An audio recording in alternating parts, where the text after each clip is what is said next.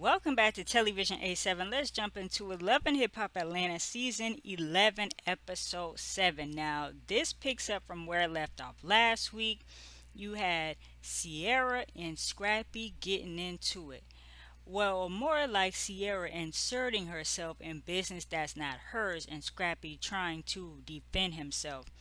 Now you can see they both got hands up. They going back and forth. Scrappy wants all the ladies, wants Bambi's friends to mind their own business. And Sierra's trying to tell Scrappy like, "Oh, you wrong. You don't know Bambi. She did this and that and you did this and that and blah blah blah blah blah."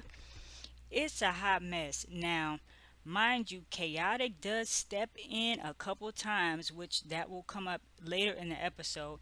He tries to get in between them a little bit. They're still going back and forth. So, him trying to interject is not really doing anything. So, right before they separate, Scrappy's like, you know what? She ain't my beat. I ain't gotta deal with her. I don't have to talk to her. And Sierra's like, B? Who you think you talking to? Y'all know how Sierra get. So now she's all upset, and then the camera pans over a few moments later, and Sierra is over there crying. I'm like, now Sierra, you just then went and started all this trying to piggyback off of your friend Erica Mena, and got all up in Scrappy's face, you pointing fingers, putting hands up, trying to like shove him away from you. It's just getting out of control.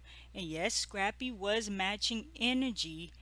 However, it's like, okay, he didn't ask y'all to mind y'all business and y'all keep coming to him with the foolery. So naturally he's going to be upset and he has a right to say what he needs to say and defend himself. So let me know what you guys think about that scene. And like I said, we're going to get back to this later in the episode. But moving on, we have Mendeecees, Lil Mendeecees, and Yandy. They're at Yandy's studio, place of business, or whatever. Her and Lil Mendeecees just goofing around, and Mendeecees comes in all downtrodden. What's wrong, Mendeecees? What's going on? Mendeecees did an interview with Shannon Sharp. It was probably for Club Shay Shay or something like that.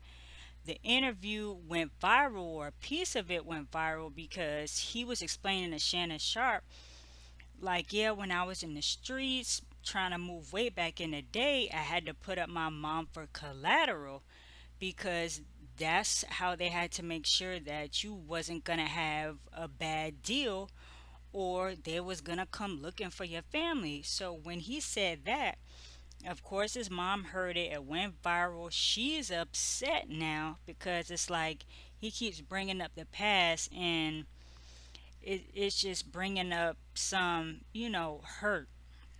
So now Mendeecees is all upset. He never meant to hurt his mom, but he has to tell his truth. He has to, speak about the things that actually did happen. So Yandy knows what it is. His son is trying to say, Dad, don't worry about it. Just have a talk. You guys will be fine. Don't stress over it. So we'll get to that scene later in the episode. But now we're gonna move on to Spice. Man, I feel so bad for Spice. Like, she is really, really going through it. Like, every time you turn around, it is something. So you can see she's in the car right now with her brother and sister, and they are on their way to the doctor because she's supposed to be having a surgery to get the stent removed. Y'all know she was fighting for her life, just some months ago at the time of this taping. And she's like trying to, getting on the road to recovery. So she's looking forward to having this stent removed. So she's talking to herself, you're going to be all right, you're going to be fine. But when they get to the hospital, turns out that stent cannot be removed because the doctors have found another hernia. Um, they found another hernia, and she's gonna have to get some more procedures to get through that. So it's like one thing on top of the other, and Spice doesn't know how much more she can take. Like, she's about to just crack and have a breakdown because every time she thinks something's going good, it takes a left turn and it goes bad. So, like I said, her brother and sister are there for support, but Spice is just going through a lot. But um this next scene right here is like a lot of moving parts to this scene as a whole. So basically the ladies have gotten together. They're going to have a spa day. The lady comes out, starts doing, what is it, a sound bath or something like that? It's the bowl where they hit the side of the bowl and make a noise, and it's supposed to calm you down. Some of the ladies aren't even feeling it. They're just, you know, not really their type of thing. But they get to talking. So the ladies kind of like step off in pairs. So Yandy and Rashida, they go off to get some more services done. And then we have this group right here. So now we have Jessica. So it was brought up like Safari and Jessica were kind of talking at the Carly's daughter's baby shower, and Sierra was saying that Rennie Rucci was kind of making it seem like Safari and Jessica were like flirting or whatever. But Jessica's telling them like, I'm not feeling Safari. I wasn't flirting with Safari, but yes, we were having a conversation. Um, but Erica Mena was like, "Oh, you didn't flirt back," which is like, miss me with this, Erica, because you don't even want Safari. You be dogging him every episode. So it's like, now you gonna try to get defensive because somebody had a conversation with Scrappy. Now, Jessica, I want it was kind, I don't know. But Jessica, they were telling Jessica like, yeah, you're the way like your mannerisms and stuff are, it can kind of come off as super flirty. But Jessica's like, no, that's not it. I'm just, that's just how I am. I'm not, you know, overly. I don't even remember what the word is that they use, but they were just trying to tell her like that flirtatious energy kind of like oozes from her. But she's not thinking about Safari. She's still stuck on Nick Cannon and the miscarriage and all of these babies that he's having left and right, and she wasn't able to have a baby as of yet. She still has that to deal with. So it's just a lot going on with her.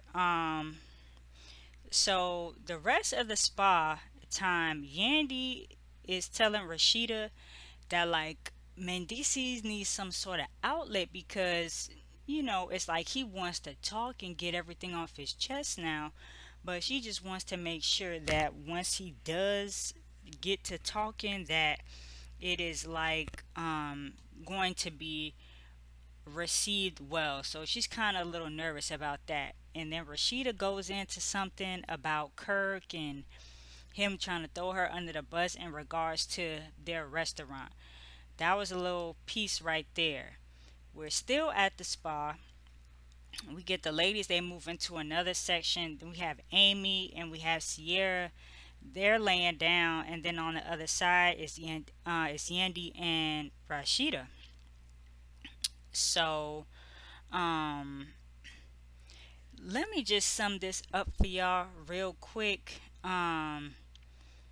Amy is saying that she just got out of a 6-year relationship and she's not trying to carry the load anymore. She wants like 90-10, 75-25 or some number like that she threw out. And Yandy is telling her, like, girl, that is not even realistic. Like, some days one person may be 90, another person may be 10. One day y'all might be 50-50, another day it might be another percentage or whatever. But to Just find somebody who's best fit for you. But yeah, Amy is tired doing everything by herself. And we get into this next scene here, and we find out that Erica Mena also has fibroids because Jessica was telling them, of course, about the miscarriage that she had and the fact that she has the fibroids. So Erica shared that she has fibroids as well, and they kind of, bond over that moment there. Bambi is just working, whatever, dealing with the stuff with Scrap. We don't really hear from Bambi too much um, in this particular episode. So now we get to the scene where Mendeecees is sitting down with his mom. He's apologizing, for the interview, but he's like, look, my intent was not to hurt you. I'm just telling what really happened, But the mom is like, it's kind of making me look bad because you saying that I wasn't there, and I just don't want to be reminded of that past. But he's like, look, I was hustling and doing what I had to do so we could have a better life. And who can you call right now who can help take care of you? And she's like, you. Tell him Mendeecees. And he's like, exactly. I always got you. So my intent is never to hurt you. It's always to help and to give my family a chance for a better life. So they talk through that.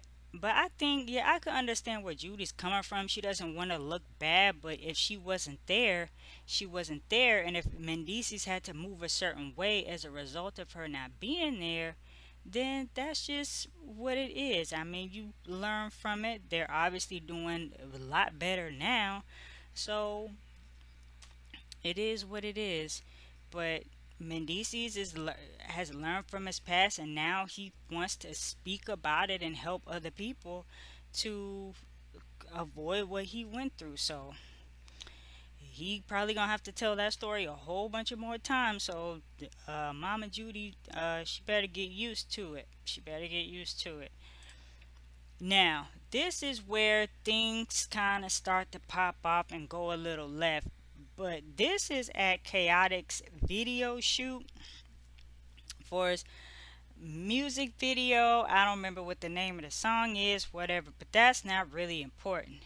He calls all the ladies down there, and between Amy and Erica Banks try to make it seem like they're both leading ladies, but he got all the ladies there.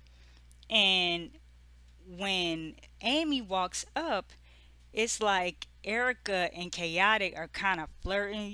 They having this little cute, funny moment or whatever, and Amy's feeling a type of way about it. So it's like both of them kind of want Chaotic, but then they both telling each other that they don't want nothing to do with him. So they both looking crazy.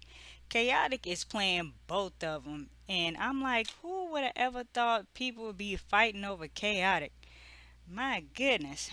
But the main thing that's happening, and they were going back and forth on social media, um some things that happened within this scene. I think Erica Banks called Amy delusional, and Amy was like, oh, Chaotic was just had his nose all up in my butt crack the day before. I'm like, yo, y'all doing too much. But anyway, um Sierra pulls up. She got a bone to pick with Chaotic because Chaotic, Scrappy was all up in my face. Da da da da da. You didn't jump in. You didn't step up to him to tell him to stop, push him away, nothing. You're supposed to have this quote unquote princess treatment. You're supposed to be looking out for us. Like, what is up with that? Chaotic is like, look, I tried to step in between y'all. Y'all wasn't listening to me. There's only so much I could do. I am not your knight in shining armor. So not Erica, Sierra didn't really care for that. She lays into Chaotic and talking to Chaotic the same way that she was talking to Scrappy. It's like she could barely even let Chaotic get a word in and was just like coming down on him. But it's like, what do you expect Chaotic to do? And Chaotic even said in his confessional, I'm not trying to lose my life or my freedom getting into something, because that's a lot of times why people don't intervene, because unfortunately sometimes when they do, they end up getting hurt, possibly killed, whatever, trying to be said knight in shining armor. So they just kind of, I mean, it's unfortunate, it sucks, but that's just how crazy people are today, to where you can't even, if you want to defend somebody, defend their honor, step up for them, you can't do it because you scared for your own life. So that's like a catch 22. But I didn't think it was fair for them to all kind of throw that on Chaotic like that. So the next scene we get, we're still here at the video shoot, but Scrappy comes in. So he's like, hey, look, Scrap, man, Sierra just came in here and just like laid it on me, man. Like, she's upset because I didn't step in and try to, diffuse the situation or whatever. And Chaotic was telling Scrappy, like, you know what? Yeah, you was trying to defend yourself, but you was kind of wrong for matching her energy like that. And you need to apologize to her, and she needs to apologize to you. Y'all both need to have a sit down and talk it out and not be so heated with each other. But Scrappy's like, look, if you coming at me, talking to me all kind of crazy, then I'm going to come at you and yell and talk to you crazy. So that's just the energy that Scrappy is on right now. He's just tired of the foolery. And that's it. He just tired of it. He just tired of it. As long as he not putting hands on nobody, he said, like, hey, look, I could defend myself. I could speak up for myself. You gonna yell at me, I'ma yell at you, and I'ma say what I gotta say. Especially since y'all was inserting yourselves in my business anyway. So let me know what you guys think about that. And this is the last scene where, again, just feel really really bad for Spice, because they're meeting up at Yandy's restaurant. It's Yandy, Rashida, and Spice. They're having a talk. Spice is like, look, tells the ladies about the second hernia, and like she feels like she's gonna die like young. And they're, Rashida and Yandy like, no, Spice, you can't think like that. Like, you know, um, don't think like that. You'll get through it. It'll be all right. It'll be all right. But like I said earlier, Spice is just like wearing down. She doesn't know how much more she could take. And literally, in the middle of them talking about the hernia, she gets a call from her daughter. Her daughter hits her up on FaceTime. She's like, oh, I picked up the phone. I'm gonna call you right back. I'm sitting with your aunties right now. Da da da da. Next thing you know, Spice is like, what happened to your face? Blah blah blah. Blah. They pan the camera to the phone. Her daughter's eye is swollen. It's like swollen shut. Not quite sure what type of, like, if it's allergic reaction, if she got bit by something. Not really quite sure what it is, but Spice is trying to get on the next thing smoking out of there to go see on her to see about her daughter. She's trying to get on the next flight out of there. She calls her sister. Her sister's like, I got it, don't worry.